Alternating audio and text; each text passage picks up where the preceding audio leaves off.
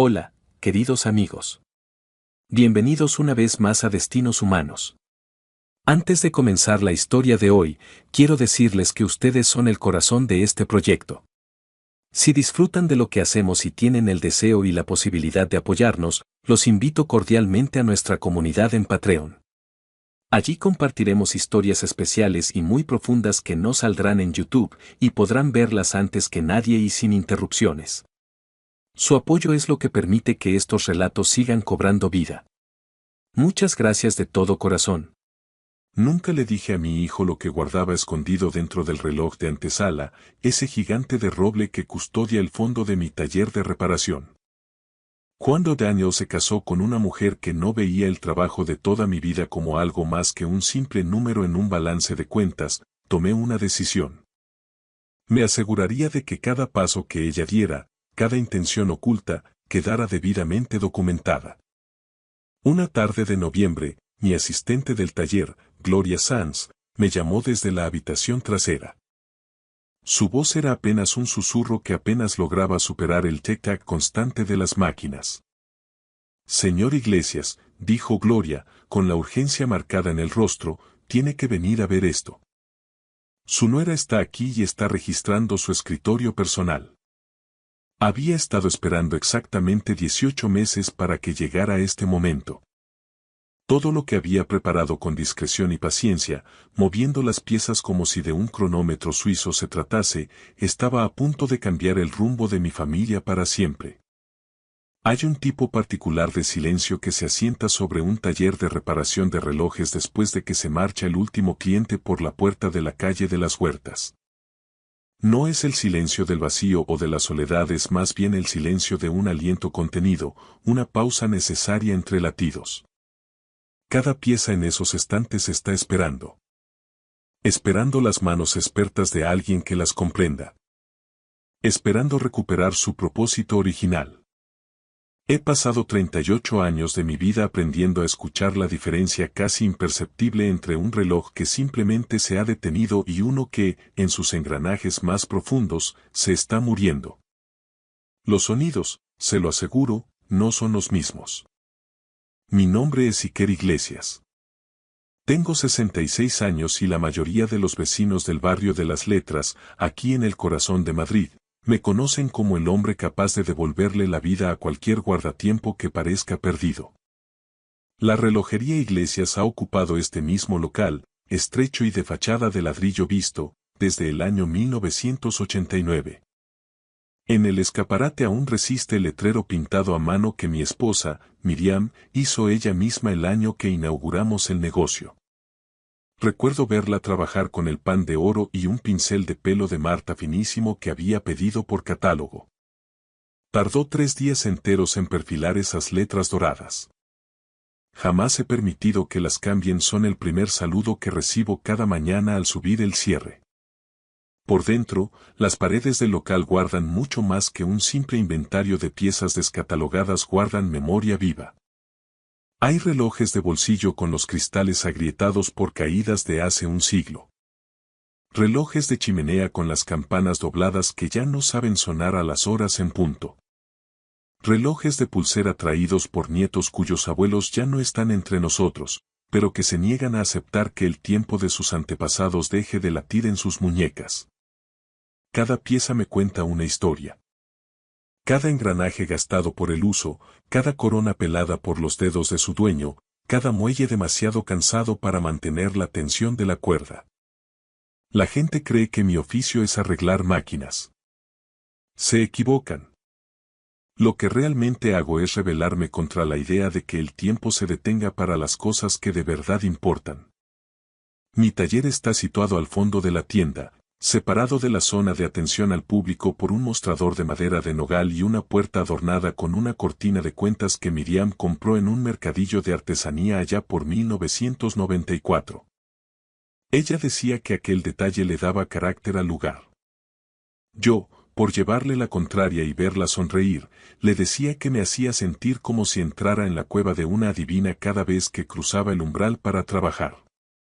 Se estuvo riendo casi una semana entera por aquella ocurrencia. Miriam falleció hace ya 8 años. Fue un cáncer de ovario, detectado en etapa 4. Lo descubrieron en un octubre frío y para el siguiente febrero ya se había ido. Fueron los 5 meses más rápidos, crudos y devastadores de mi existencia. Ella solo tenía 57 años y aún guardaba en su libreta planes detallados para cuando cumpliera los 60. Me dejó muchas cosas en herencia cuando partió. Me dejó la tienda, el contrato de alquiler blindado y un libro de clientes que es la historia viva de este barrio desde hace 2 décadas. También me dejó su pincel de pan de oro, que todavía guardo envuelto con mimo en un paño de seda dentro del cajón superior de su escritorio. Pero, sobre todo, me dejó a nuestro hijo, Daniel.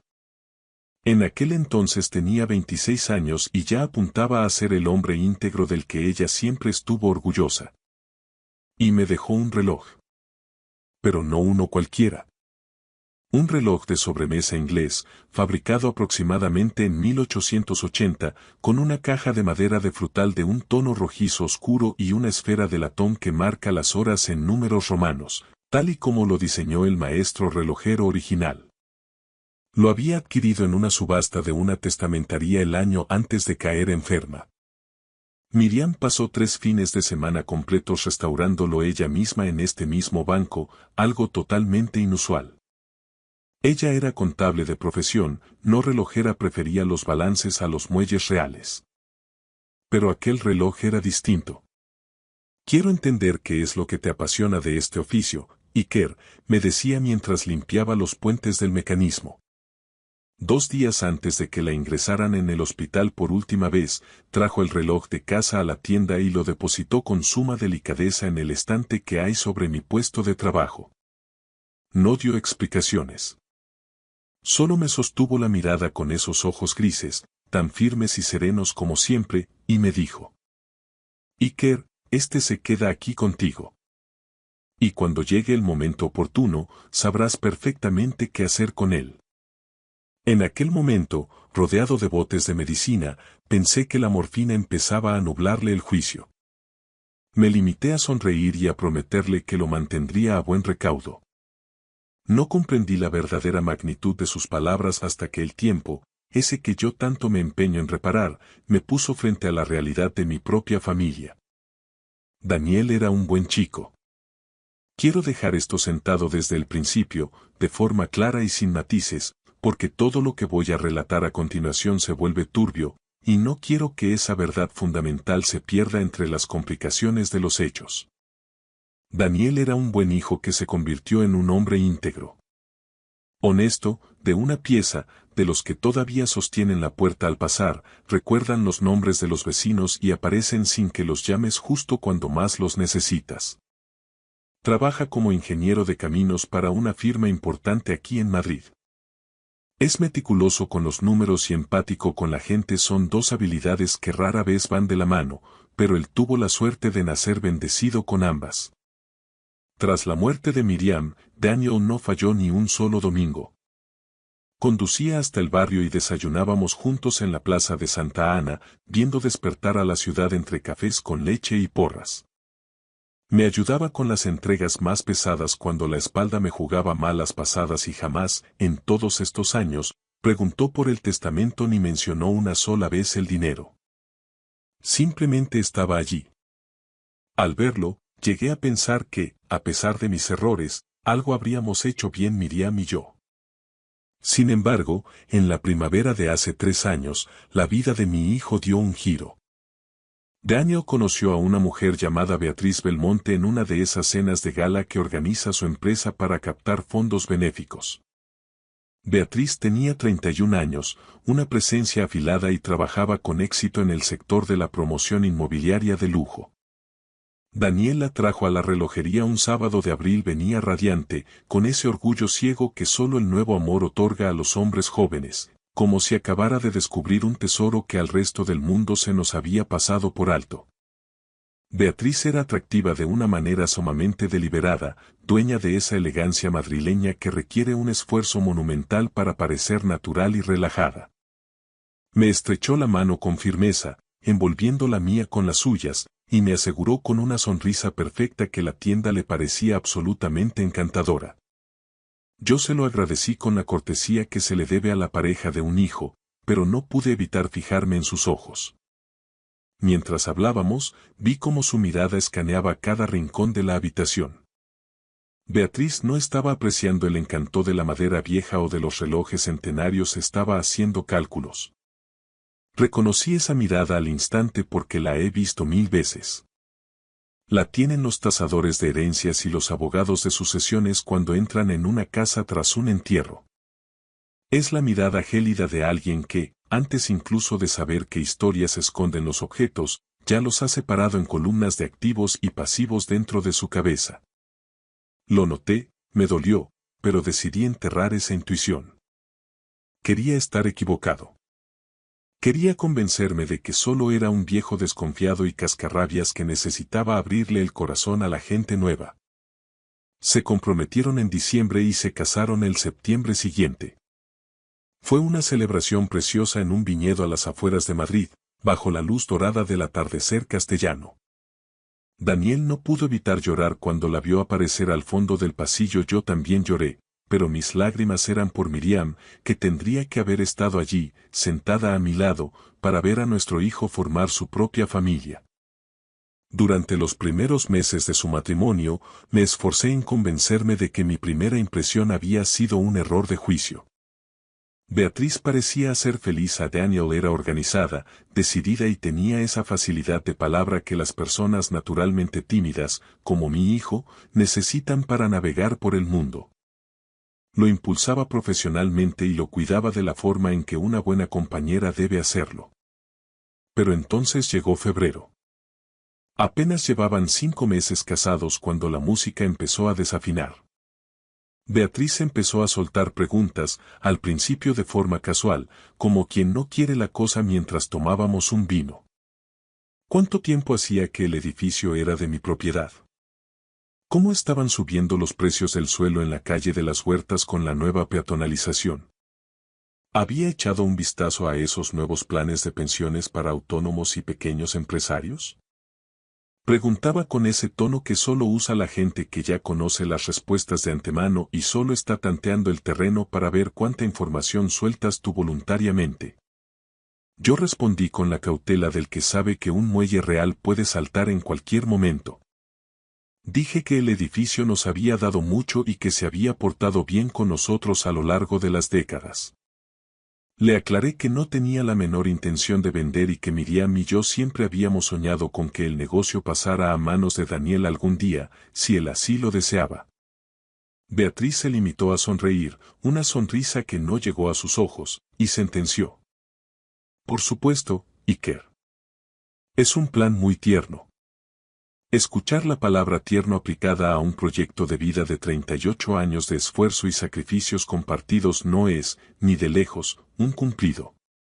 Fue entonces cuando supe que el reloj de mi nuera marcaba un tiempo muy distinto al mío. Para cuando llegó marzo, Daniel empezó a mostrar un semblante distinto durante nuestras mañanas de domingo. Se le veía más callado de lo habitual, algo distraído, con la mirada perdida en el horizonte de los tejados de Madrid. Consultaba su teléfono móvil con una frecuencia que antes me habría parecido impensable. Una vez, mientras compartíamos unos churros, le pregunté si todo marchaba bien entre ellos y se limitó a responder: Sí, papá, solo es que estoy algo cansado por la obra del túnel.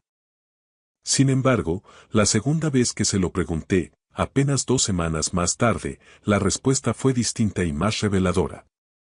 Me confesó que Beatriz pensaba que estaba dedicando demasiadas horas al trabajo y que quería que empezaran a aprovechar sus fines de semana de una manera más intencional. ¿Más intencional? Repetí yo, saboreando la extrañeza de la palabra en mi boca. Ya sabes. Dijo él, evitando por primera vez en su vida mirarme directamente a los ojos, se refiere a planear cosas con antelación. Viajes cortos, actividades culturales, escapadas. En definitiva, aprovechar al máximo el tiempo libre de calidad. Entendí perfectamente lo que Daniel no se atrevía a decir en voz alta. Beatriz estaba moviendo las manecillas de su vida, alejándolo de su órbita familiar y atrayéndolo hacia la suya, domingo tras domingo, con la precisión de un cronógrafo. Las visitas, que antes eran sagradas, empezaron a espaciarse. Luego se volvieron ocasionales, sujetas a compromisos previos. Finalmente, cesaron por completo y fueron sustituidas por mensajes de WhatsApp, fríos y asépticos, que no son lo mismo que un abrazo o una charla cara a cara, y ambos lo sabíamos aunque calláramos por orgullo o por pena. En abril, mi asistente del taller, Gloria Sanz, esa mujer leal que lleva gobernando el mostrador de la relojería desde hace 11 años, me apartó un martes por la tarde con un gesto de preocupación que no le conocía. Señor Iglesias, dijo, usando ese tono formal que reserva exclusivamente para las noticias de gravedad, su nuera estuvo aquí ayer por la tarde, mientras usted se había acercado al almacén de fornituras para recoger unos repuestos de cuerda. Le informé de que usted no se encontraba en el local, pero no pareció importarle. Dijo que solo quería echar un vistazo por puro sentimiento, por nostalgia de la tienda. Gloria hizo una pausa dramática, mirando hacia la cortina de cuentas que separaba los dos mundos del negocio. Fue a la habitación de atrás, señor Iglesias. Al taller. ¿Cuánto tiempo estuvo allí dentro, Gloria? Calculo que unos 12 minutos. Quizá algo más. Caminé hacia la parte trasera con el corazón latiéndome en las sienes. A simple vista, nada parecía haber sido perturbado, los relojes seguían en sus estantes y el aceite de relojero no se había derramado. Pero conozco ese taller como conozco las líneas de mis propias manos y los latidos de mi propio corazón. La caja de madera donde guardo las facturas antiguas estaba ligeramente descentrada respecto a la marca que siempre deja en el polvo del estante. El cajón del archivo metálico estaba medio centímetro más afuera de como yo lo dejo siempre al cerrar. Alguien, con dedos rápidos y curiosos, había estado revisando mis documentos privados. No le dije nada a Daniel. Todavía no era el momento, no tenía pruebas suficientes, solo sospechas de viejo. Lo que sí hice la semana siguiente fue llamar a un detective privado. Su nombre es Marcos Varga, un antiguo subinspector de la Policía Nacional que ahora trabajaba de forma independiente desde una discreta oficina en la calle de Serrano. Un cliente de toda la vida me lo había recomendado 2 años atrás durante una agria disputa por una pieza de relojería de una herencia complicada, y yo, por instinto, había guardado su tarjeta profesional al final de mi libro de contabilidad. Lo llamé un miércoles por la tarde y le pedí que nos reuniéramos en la tienda después del cierre, cuando la calle de las Huertas se llena de gente que busca cenar pero el taller se sumerge en la penumbra. Marcos es un hombre metódico, gris y extraordinariamente discreto, exactamente lo que uno busca en alguien que se dedica a este tipo de encargos. Se sentó frente a mi banco de trabajo, escuchó mi relato sin interrumpirme ni una sola vez y, cuando terminé, me lanzó exactamente 4 preguntas a quemarropa. ¿Cuál era la dirección catastral exacta de la propiedad del edificio? ¿Tenía mi hijo acceso legal e independiente a mis cuentas bancarias personales? ¿Había hecho Beatriz alguna petición directa o indirecta sobre un posible adelanto de la herencia o cambio en el testamento? ¿Y contaba yo con una representación legal sólida? Respondí con precisión. La dirección de la relojería Iglesias no, las cuentas estaban solo a mi nombre, todavía no de forma directa, pero los rodeos eran evidentes y sí, contaba con Roberto Acevedo, quien había sido mi abogado y amigo durante 19 años, encargándose de toda la planificación de la sucesión tras el fallecimiento de mi querida Miriam. Bien, sentenció Marcos Varga mientras guardaba su libreta. Empezaré la vigilancia y las averiguaciones pertinentes este mismo lunes. Esa misma semana llamé a Roberto Acevedo al despacho. Le conté punto por punto lo que Gloria había presenciado y lo que yo había sentido. Roberto, con la prudencia que le caracteriza, actualizó mi testamento ese mismo mes y reestructuró el fideicomiso y la sociedad patrimonial de modo que la propiedad del edificio y las cuentas bancarias pasaran a Daniel bajo ciertas condiciones muy estrictas, y nunca de forma automática o descontrolada. También me sugirió, casi como una orden, que empezara a llevar un registro escrito y detallado de cada conversación o encuentro inusual. Le hice caso. Compré una libreta pequeña, de tapas duras y color verde carruaje, en la papelería técnica de la plaza de la provincia. Feché la primera entrada el 14 de abril y escribí 3 frases cortas pero cargadas de significado. He mantenido ese diario de sospechas cada semana desde entonces, documentando el tiempo que, esta vez, no pretendía arreglar, sino vigilar. Lo que Marcos Varga encontró durante los 2 meses siguientes no fue del todo sorprendente, pero resultó ser lo suficientemente específico como para ser letal en términos legales. Beatriz se había reunido hasta en 3 ocasiones con una abogada especializada en el sector inmobiliario llamada Paola Herrera, cuyo bufete es conocido en Madrid por gestionar transacciones agresivas de locales comerciales en zonas protegidas. Las reuniones no habían tenido lugar en el despacho de la calle Velázquez, sino en una cafetería discreta de la zona de Retiro, lo que sugería un intento deliberado de no dejar un rastro oficial o visitas registradas en una recepción. Marcos también logró documentar, de forma pericial, 2 conversaciones en las que se escuchaba a Beatriz discutir con un tono frío sobre la propiedad de la calle de las Huertas. Hablaba de los plazos de ejecución de la herencia con una tercera persona cuya identidad aún no habíamos logrado filiar, pero que por su vocabulario parecía pertenecer a un fondo de inversión. En junio, el destino quiso que yo mismo fuera testigo de lo que ella entendía por plazos. Había conducido hasta el chalet de Daniel y Beatriz a las afueras sin avisar. No era mi costumbre, pero me habían invitado a una barbacoa familiar y, debido al poco tráfico de un domingo por la mañana en la M30, llegué 40 minutos antes de lo previsto. Daniel estaba en el jardín trasero preparando las brasas. Rodeé la casa por el pasillo lateral y, al pasar junto a la cocina, escuché la voz de Beatriz. La ventana estaba abierta de par en par debido al sofocante calor de junio. No tenía intención de espiar, pero sus palabras cruzaron el aire con la nitidez de una campana de cristal. No sé de cuánto tiempo más estamos hablando, Paola, decía Beatriz al teléfono. Escúchame bien. Tienes 66 años, toma medicación para la tensión y se pasa 10 horas al día trabajando solo en un taller que es básicamente un sótano húmedo. No estoy siendo morbosa, estoy siendo realista. En algún momento, esta propiedad dejará de ser un sentimiento para convertirse en una decisión de activos. Hubo una pausa. Sí, Daniel es consciente de que tenemos que asegurar nuestro futuro. Solo necesita un poco más de tiempo para asimilar que el negocio ya no es viable. Me quedé petrificado tras esa puerta durante unos 30 segundos que me parecieron una eternidad.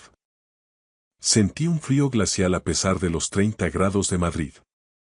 Regresé a mi coche en silencio, me senté al volante con las manos temblorosas y llamé de inmediato a Marcos Varga. Le di el nombre de Paola Herrera y le repetí palabra por palabra lo que acababa de oír. Le dije que necesitaba documentos, no solo sospechas. La información llegó en apenas 2 semanas. Paola Herrera ya había redactado un borrador de propuesta preliminar para la venta del edificio completo de la calle de las Huertas, condicionada a un cambio inminente de titularidad. Lo más sangrante era que la propuesta nombraba a Beatriz Belmonte de Iglesias como el contacto único para la transición. El nombre de mi hijo, el heredero legítimo, no aparecía por ninguna parte en aquel documento de preventa.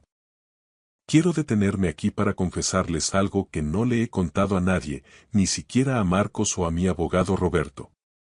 La noche que leí esa propuesta de venta, me quedé sentado en el fondo de mi tienda durante 3 horas con las luces apagadas. No estaba solo destrozado, que lo estaba, sino que no dejaba de pensar en Miriam.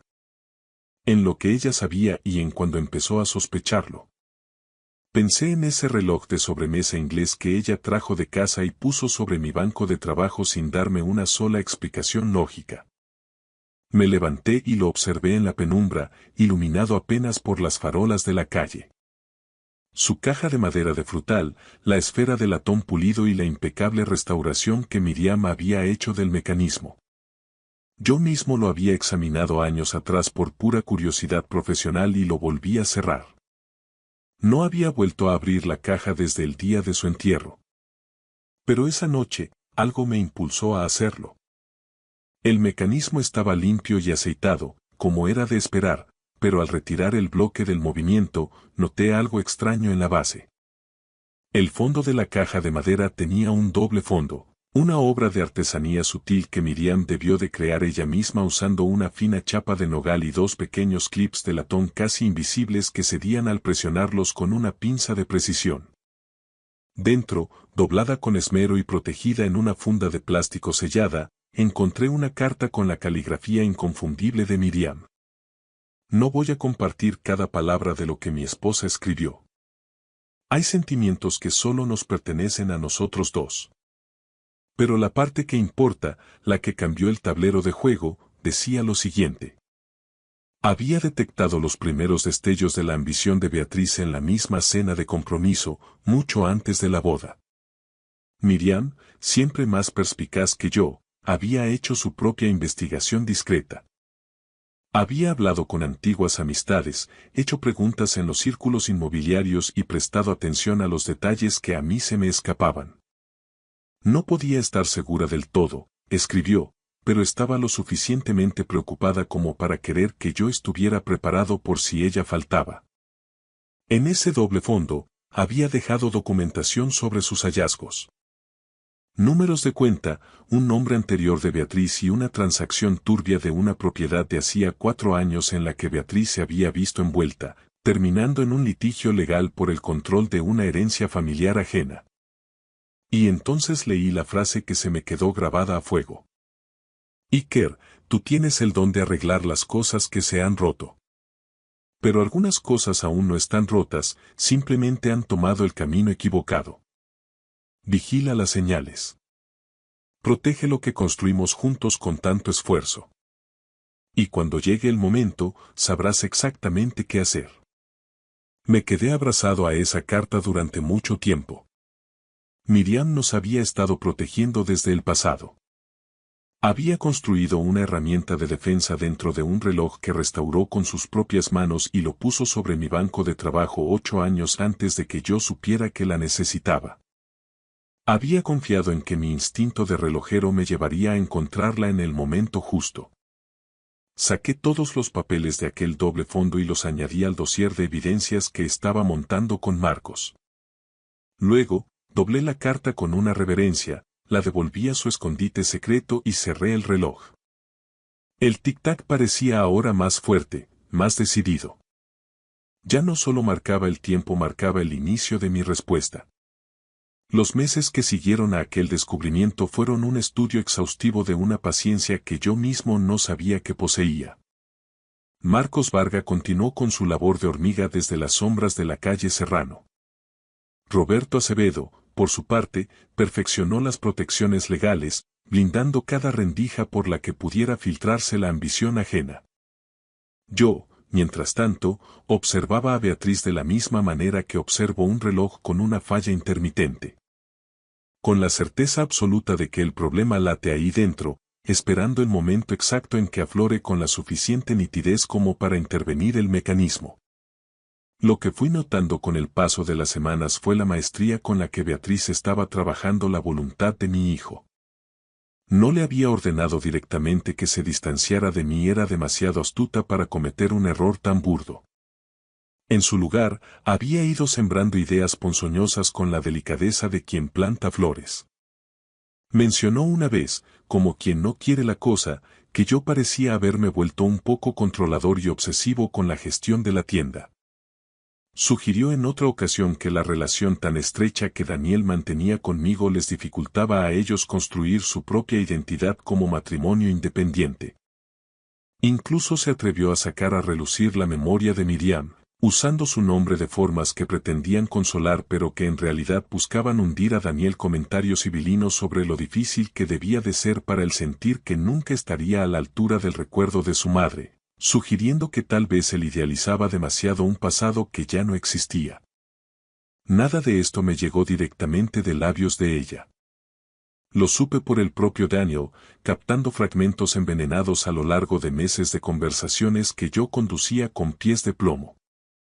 Él soltaba alguna frase que sonaba extraña en su boca, un enfoque empresarial que yo no reconocía como suyo, o mostraba una vacilación donde antes siempre hubo una certeza absoluta, y yo, en cuanto se marchaba, tomaba nota de todo. Llené página tras página de mi libreta verde. No lo hacía para construir un caso de odio contra mi propio hijo, sino para dejar constancia de cómo alguien lo estaba reescribiendo lentamente, borrando su esencia para sustituirla por otra más maleable. En septiembre, cuando ya sumaban 14 meses de matrimonio, Daniel me llamó un martes por la noche. Su voz sonaba plana, desprovista de matices, de una manera que me indicó de inmediato que había estado ensayando el discurso frente al espejo o bajo la supervisión de Beatriz. Papá, creo que deberíamos sentarnos a hablar en serio sobre la tienda, dijo. Le pedí que viniera a la mañana siguiente. Se sentó frente a mí en el banco de trabajo, ocupando el mismo lugar donde se había sentado desde que era un adolescente para verme trabajar. Apoyó los codos en el borde de la madera y entrelazó las manos, pero no me sostuvo la mirada. Parecía agotado.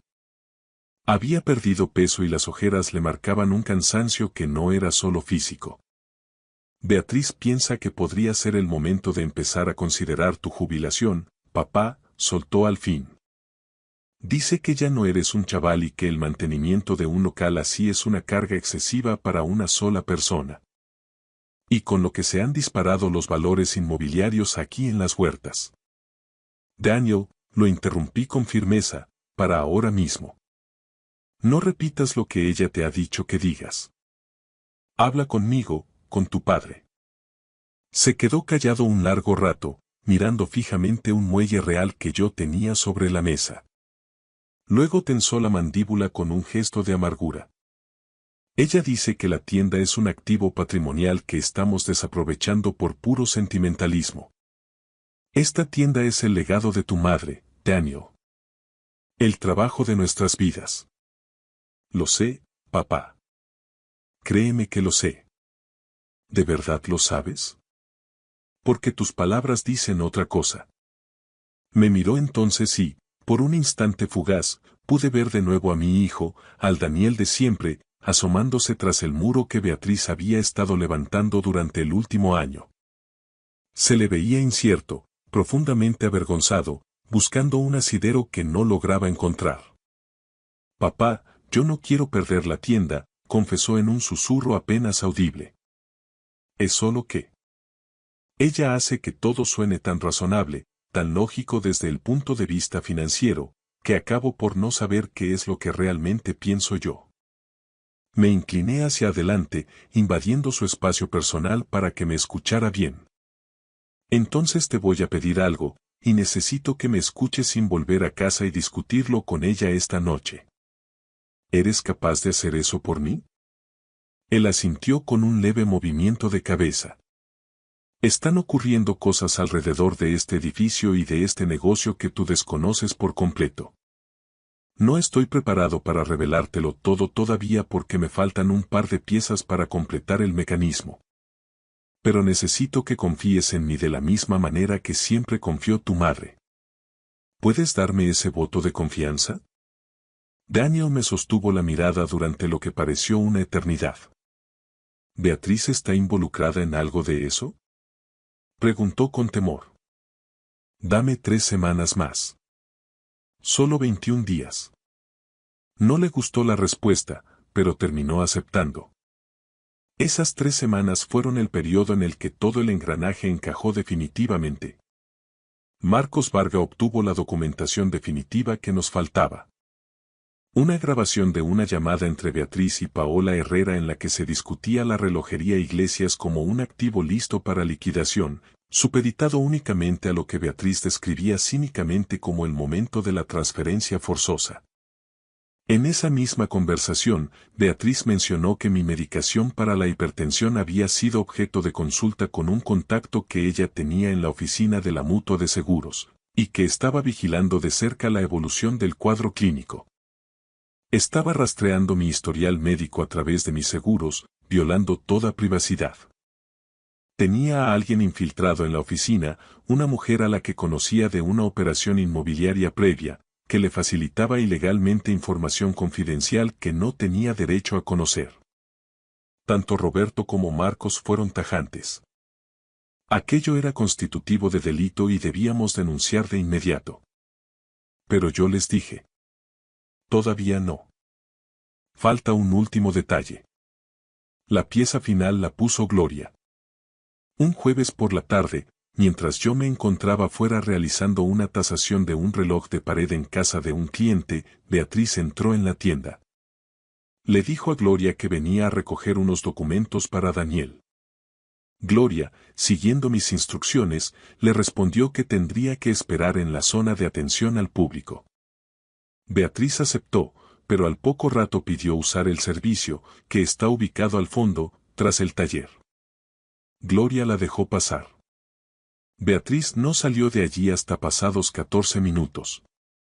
Lo que ella no sabía era que yo había instalado una microcámara sobre el banco de trabajo apenas una semana antes. Vi la grabación esa misma noche, con el estómago revuelto. Beatriz había ido directa a mi archivador personal. Había abierto el segundo cajón, localizado el expediente de mis seguros y fotografiado 3 páginas con su teléfono. Luego, se había quedado de pie ante mi banco de trabajo, observando el reloj de sobremesa inglés durante casi 30 segundos. Lo levantó, le dio la vuelta buscando alguna marca, y lo volvió a dejar en su sitio con un gesto de desdén. No encontró el doble fondo. No encontró el secreto de Miriam. Ese fue el preciso instante en que llamé a Roberto Acevedo y pronuncié las palabras que llevaban meses madurando en mi garganta. Ha llegado la hora. Activa el protocolo. Llamé a Daniel un viernes por la mañana. Le dije con firmeza que quería organizar una cena, nosotros 3, en una de las terrazas cubiertas cerca de la Plaza de Santa Ana, un lugar con soledad al que habíamos acudido en familia para celebrar ocasiones importantes. Reservé una mesa privada, al fondo. Le adelanté que tenía algo crucial que compartir sobre el futuro de la relojería Iglesias y sobre mi propio testamento. Me devolvió la llamada apenas una hora después. Beatriz, siempre alerta, había preguntado cuál era el motivo exacto de la convocatoria. Cuando él le mencionó que yo quería tratar temas de planificación sucesoria, ella respondió que le parecía una idea maravillosa y que estaba deseando que llegara el momento de poner orden en los asuntos familiares. Le confirmé que la cena sería en 6 días. Daniel añadió que Beatriz parecía entusiasmada con la invitación. Yo solo le pedí una cosa. Hijo, confía en mí. La mañana de la cena me reuní con Roberto Acevedo en su despacho de la calle Almagro. Revisamos meticulosamente todo el arsenal que habíamos preparado. El testamento actualizado ante notario, las cláusulas de la sociedad patrimonial, la documentación de las reuniones secretas de Beatriz con Paola Herrera, las grabaciones peritadas y el informe final de Marcos Varga. Roberto, además, se había coordinado con un colega de profesión que aceptó estar presente en el restaurante, sentado discretamente en la barra, para actuar como testigo legal si la situación se desbordaba. Antes de salir del despacho, le hice a Roberto una última pregunta. ¿Está todo en orden, Roberto? Él me miró por encima de sus gafas, con esa seriedad de quien sabe que está a punto de ejecutarse una sentencia necesaria. Iker, todo está exactamente donde debe estar. El mecanismo es perfecto. Volví a la tienda por última vez antes de la cita. Abrí el reloj inglés, extraje la carta de Miriam y la leí despacio, saboreando cada palabra. Luego la doblé con cuidado y me la guardé en el bolsillo interior de la chaqueta, junto al corazón. No pensaba mostrarla esa noche, era un tesoro privado entre ella y yo, pero necesitaba sentir su presencia cerca. A las 7 en punto, entré en el restaurante con mi traje gris de los domingos y el reloj de sobremesa envuelto en una lona bajo el brazo. Daniel ya me esperaba en la mesa, sentado con la espalda rígida y un semblante sombrío. Beatriz estaba frente a él, elegantísima, luciendo la sonrisa de quien acude a recoger un premio largamente esperado. Se iluminó al verme. Iker, dijo, con esa voz de seda, esta cena es una idea fantástica. Es fundamental dejarlo todo organizado para evitar problemas en el futuro. Tienes toda la razón, Beatriz, respondí mientras tomaba asiento. Por eso mismo estamos hoy aquí. Pedimos la cena y mantuvimos una conversación trivial sobre el tráfico y el tiempo en Madrid. Daniel me observaba con la ansiedad de quien espera el resultado de una biopsia. Beatriz pidió una copa de cava para brindar. Cuando retiraron los platos principales, deposité el reloj inglés sobre el mantel, justo entre nosotros dos. Beatriz lo miró con curiosidad fingida. Ese es el reloj de Miriam, ¿verdad? Exacto.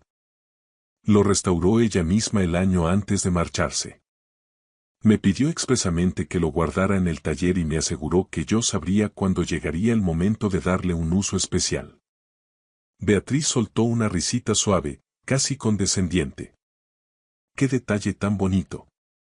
¡Qué sentimental eres, Iker! Hay algo más dentro de este reloj, proseguí, bajando el tono de voz. Mi esposa era una mujer extremadamente precavida.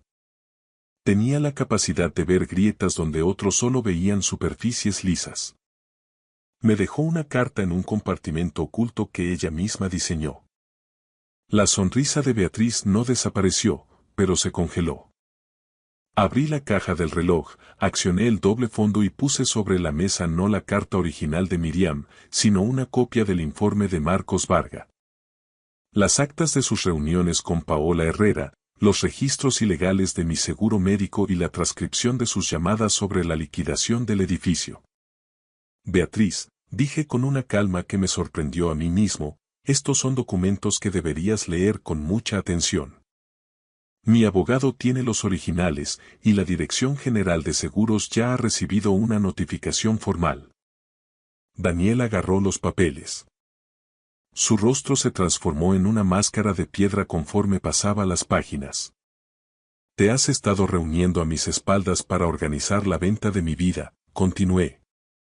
Has accedido a mis datos médicos violando mi intimidad y has intentado manipular a mi hijo para que viera este legado como un simple activo financiero. Hace 2 semanas entraste en mi taller para fotografiar mis archivos privados. Beatriz dejó la copa de cava en la mesa con un golpe seco. Iker, esto es un malentendido monumental. Estas pruebas están fuera de contexto. Yo solo buscaba lo mejor para Daniel y Beatriz. La voz de Daniel sonó desde el fondo de su alma, pesada y definitiva.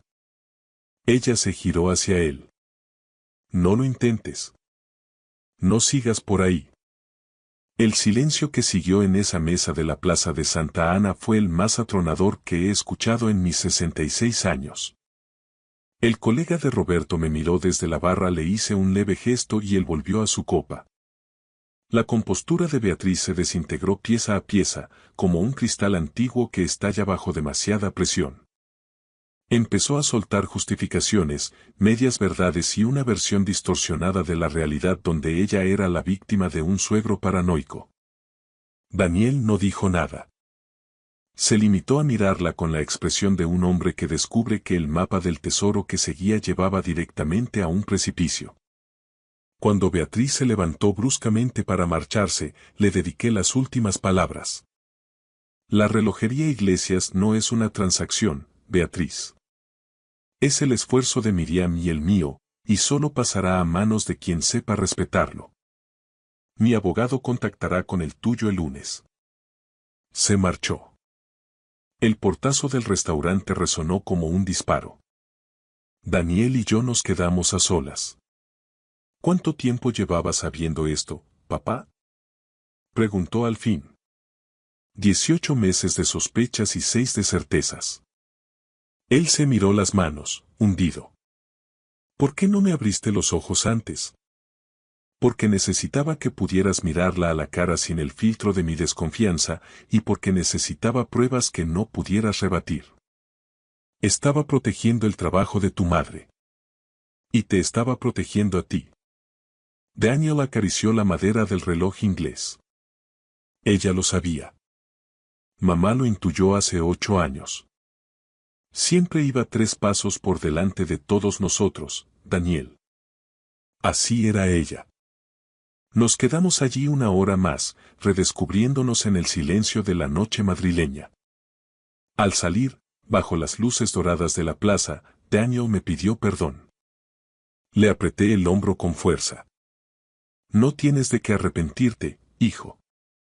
Confiar en la persona que amas no es un error, es un acto de nobleza. Conduje de vuelta a la calle de las Huertas, subí el cierre de la tienda y coloqué el reloj de nuevo en su estante. Le di cuerda, escuchando cómo el mecanismo recobraba su latido constante. En las semanas posteriores, el proceso judicial fue discreto pero implacable. El contacto de Beatriz en la aseguradora fue despedido y el bufete de Paola Herrera se retiró de cualquier operación relacionada conmigo para evitar un escándalo mayor. Daniel solicitó el divorcio en noviembre. Fue un proceso rápido. Beatriz comprendió que no tenía ninguna posición de fuerza para litigar.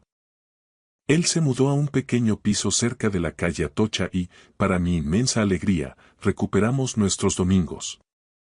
El primer domingo de nuestra nueva etapa, apareció con café recién hecho y una bolsa de napolitanas calientes.